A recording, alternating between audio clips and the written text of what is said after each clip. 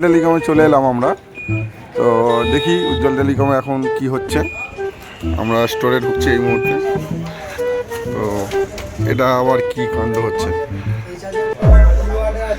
এ তো সবাই হাওয়াই কথা বলছে, বোঝাই যাচ্ছে না।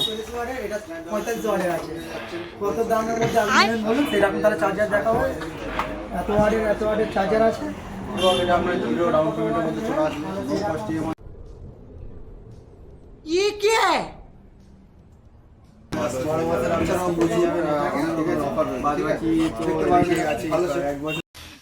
উঠালে রে দেবা, উঠালে রে বাবা। দাদা কি হচ্ছে, এটা এটা কি হচ্ছে?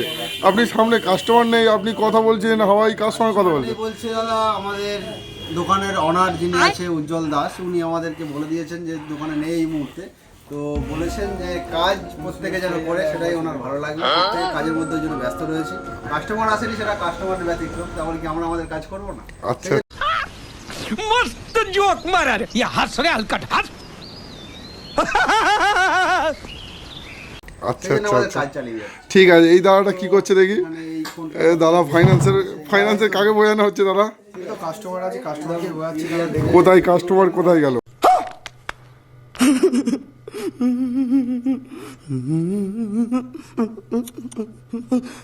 সামনে দাদা দেখতে পাচ্ছেন 12 মাসের স্কিম আছে, আপনি এক বছরের ফুল বডি ইন্স্যুরেন্স পেয়ে যাবেন আপনি। তার সঙ্গে এখানে আমাদের তো একটা হাস্যকর বিষয়, কিন্তু যেহেতু অনার চেয়েছে সেই হিসাবে সব কিছু বোঝানো হচ্ছে।